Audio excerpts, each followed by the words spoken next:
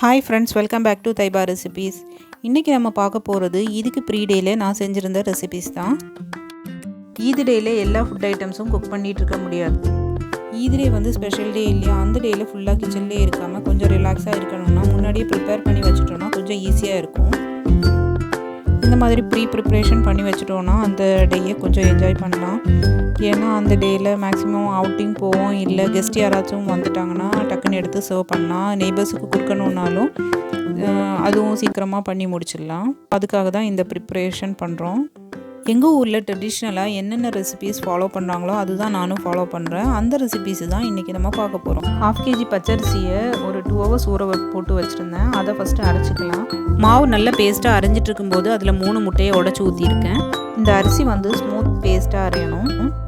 அதை அரைஞ்சிட்டு இருக்கிற டைமில் கோகோனட்டை திருக்கி வச்சு அதை மிக்ஸி ஜாரில் போட்டு கோகோனட் மில்க் ரெடி பண்ணிக்கலாம். இப்படி நம்ம கோகோனட் மில்க் ரெடி பண்ணி வைக்கிறது பாலாடை அப்புறம் கிண்ணத்தப்பம் 2 ரெசிபிக்குமே தேவைப்படும்.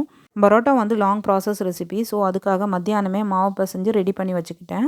பரோட்டா எப்படி பண்ணுறதுன்னு வீடியோ போட்டிருக்கேன், பார்க்காதவங்க செக் பண்ணிக்கோங்க. ஈதுக்கு ப்ரீ டேயில் நோன்பு இருக்கும். நோம்பு திறக்கிறதுக்கு ஸ்பெஷலாக எதுவும் இல்லை. அன்றைக்கி ஜஸ்ட்டு கட் ஃப்ரூட்ஸு, ஜூஸு அப்புறம் வடையெல்லாம் வச்சு நோம்பு திறந்துட்டு ப்ரேயர் முடிச்சுட்டு எகெயின் ஸ்டார்ட் பண்ணிட்டோம். திரும்ப வந்துட்டு பரோட்டா மாவு ஸ்டார்ட் பண்ணி அதுவும் வீச ஆரம்பித்து அந்த வேலையும் நடந்துட்டு இருந்துச்சு. அந்த கேப்பில் பாலாடைக்கு மாவு ரெடி பண்ணி அதையும் எடுத்து வச்சுக்கிட்டேன். பாலாடைக்கு மாவு வந்து அரைஞ்சு ரெடியாக இருக்குது. இந்த மாதிரி கன்சிஸ்டன்சியில் தான் பாலாடைக்கு அரைக்கணும். பாலாடை கிண்ணத்தப்பம் 2க்குமே சேம் இன்க்ரீடியன்ட் தான். அதனால் ஒன்றா தான் போட்டு அரைச்சி வச்சுக்கிறேன் அரிசியை. அது மாதிரி தேங்காவையும் ஒன்றா மிக்சியில் அரைச்சி பாலை பிழிஞ்சு அதுவும் ரெடி பண்ணி வச்சுக்கலாம். ஃபஸ்ட்டு பரோட்டா எல்லாம் சுட்டு முடித்து வச்சிடலாம். அது ஃபுல்லாக முடித்ததுக்கப்புறம் நெக்ஸ்ட்டு கிண்ணத்தப்பம். அது ஏன்னா மாவு புளிச்சிடும். கிண்ணத்தப்பம் பாலாடை 2 ரெசிபிக்குமே ரொம்ப நேரம் மாவு அரைச்சி வச்சிட்டோன்னா புளிச்சிடும். ஸோ அதனால் உடனேயே பண்ணிடணும். கோகோனட்டில் தண்ணி விட்டு அரைக்கும்போது பால் எடுத்து வச்சுக்கணும். அந்த பால் வந்து திக்கான மில்க் அப்புறம் தின்னான மில்க் அந்த மாதிரி எடுத்து வச்சுக்கணும். ஃபஸ்ட்டு பால், செகண்ட் பால் எடுத்து வச்சுக்கணும். இதிலே நைட்டு வந்து பாலாடை தான் செஞ்சேன். அப்புறம் கொஞ்சம் மாவு இருந்ததை எடுத்து வச்சுக்கிட்டேன். இது வந்து மார்னிங் கொஞ்சமாக சுட்டு எடுக்கலான்னு எடுத்து வச்சுட்டேன். அப்புறம் கிண்ணத்தப்பத்துக்கு மாவு அதே மாதிரி மெஷர்மெண்ட்டில் கரெக்டான அளவுக்கு பால் ஊற்றி அதையும் எடுத்து வச்சுக்கலாம். எங்கள் ஊரில் ஃபேமஸான ஒரு ட்ரெடிஷ்னல் ரெசிபி தான் இந்த கிண்ணத்தப்பம்.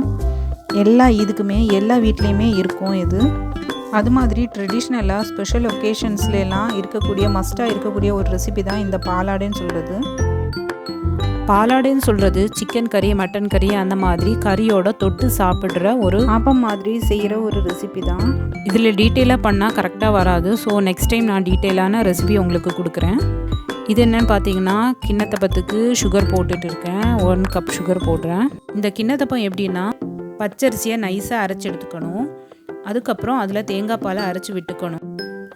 அதுக்கப்புறம் ஜீரகம் அப்புறம் ஏலக்காய் 2மே இடித்து போட்டுக்கணும். அதில் சுகர் கிறிஸ்டல்ஸ் இல்லாமல் நல்லாவே கரைஞ்சிருக்கணும். ஸ்பூன் எடுத்து பார்த்தோன்னா நல்லா ஒட்டுற மாதிரி இருக்கணும் மாவு. அந்த மாதிரி இருந்துச்சுன்னா கரெக்டான கன்சிஸ்டன்சியில் இருக்குது. ஸ்டீமரில் தண்ணி வச்சுட்டு 30 to 40 minutes குக் பண்ணி எடுத்தோன்னா நம்மளோட கிண்ணத்தப்பம் ரெடி ஆகிடும். இன்னொரு குக்கரில் மட்டனை வேக வைக்கிறதுக்கு போட்டிருக்கேன். லிவர் ரோஸ்ட் பண்ணுறதுக்கு அதில் இஞ்சி பூண்டு பேஸ்ட்டு, சிக்கன் மசாலா, உப்பு, பெப்பர் அது எல்லாமே போட்டு பிசைஞ்சு எடுத்து வச்சுக்கலாம். ஒரு அயன் கடாய் எடுத்துகிட்டு கோகோனட் ஆயில் விட்டுட்டு மேரினேட் பண்ணி வச்சுருந்த லிவரை சேர்த்துடலாம். பெப்பர் போட மறந்துட்டேன். செகண்டு பெப்பர் போட்டு மேரினேட் பண்ணி எடுத்து வைக்கிறேன். அப்புறமா எல்லாத்தையும் ஃப்ரை பண்ணி எடுத்து வச்சுக்கலாம். லிவர் ஃப்ரை பண்ணி எல்லாமே எடுத்து வச்சுட்டோம்.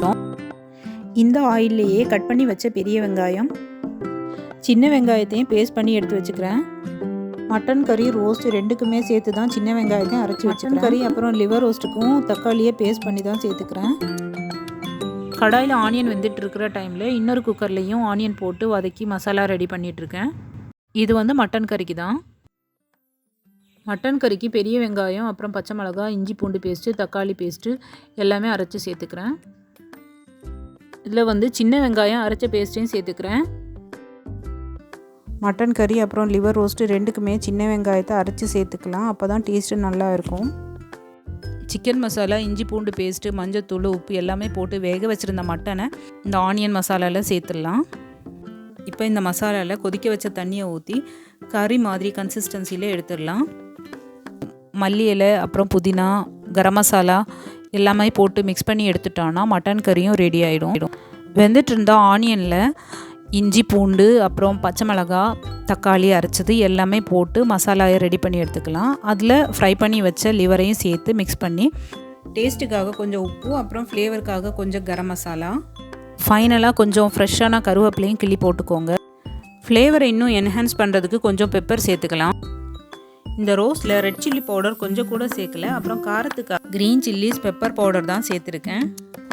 மட்டன் கறி அப்புறம் ரோஸ்ட்டும் ரெடியாக இருக்குது. பரோட்டாவையும் சுட்டு முடிச்சிட்டோம். கிண்ணத்தப்பம் லிவர் ரோஸ்ட்டும் இருக்குது. ஈத் டே மத்தியானம் வந்து பிரியாணி வச்சானா பிரியாணி வீடியோ ஷூட் பண்ணலை. சிக்கனும் ஃப்ரை பண்ணி வச்சாச்சு. ஈத் டே மார்னிங் வந்து எங்கள் வீட்டில் இந்த ரெசிபிஸ் தான் இருந்துச்சு. ஈத் முடிஞ்ச உடனே பண்ணணும்னு நினச்சிருந்தேன் இந்த வீடியோ, பட் லேட் ஆயிடுச்சு. இது மாதிரி இன்னும் நல்ல வீடியோஸ் பார்க்கணுன்னா எனக்கு சப்போர்ட் பண்ணுங்கள். உங்களோட ஃபேமிலி ஃப்ரெண்ட்ஸுக்கு ஷேர் பண்ணுங்கள். மார்னிங் வந்து ஃப்ரெஷ்ஷாக சூடாக ஏதாவது செய்யலான்னு ஓட்டப்பம் செய்கிறேன். 1 கப் அரிசி மாவுன்னா 1 முட்டை அந்த மெஷர்மெண்ட்டில் எடுக்கணும். அந்த மாவில் தண்ணி விட்டு மிக்ஸ் பண்ணி 20 மினிட்ஸ் ஊற வச்சுட்டு அப்புறமா மிக்சியில் போட்டு நல்ல க்ரீம் மாதிரி கன்சிஸ்டன்சியில் அரைச்சி எடுத்துக்கணும். மண்ணால் செஞ்ச ஓட்டில் தான் இந்த ஓட்டமாக சுற்றி எடுக்க முடியும். மார்னிங் பிரேக்ஃபாஸ்ட்டுக்கு என்னென்ன இருக்குன்னா ரோஸ்ட் இருக்குது, அப்புறமா பாலாடை இருக்குது, சிக்கன் ஃப்ரை, கிண்ணத்தப்பம், அது வந்து ஒரு ஸ்வீட்டு, அப்புறமா கறி, மட்டன் கறி. எல்லா ரெசிபீஸுமே ரொம்ப டேஸ்டியாக ரொம்ப நல்லா இருந்துச்சு. உங்களுக்கு எல்லாருக்கும் இந்த வீடியோ பிடிச்சிருக்குன்னு நினைக்கிறேன். பிடிச்சிருந்தா லைக் பண்ணுங்கள், ஷேர் பண்ணுங்கள், சப்ஸ்கிரைப் பண்ணுங்கள். வீடியோ எப்படி இருந்துன்னு உங்களோட கமெண்ட்ஸை கமெண்ட் பாக்ஸில் லீவ் பண்ணுங்கள். காலையிலே சாப்பிட்டதுனால மத்தியானம் சாப்பிடல, பக்கத்து வீட்டில் கொடுத்துட்டு அப்புறம் வெளியே போயிட்டோம்.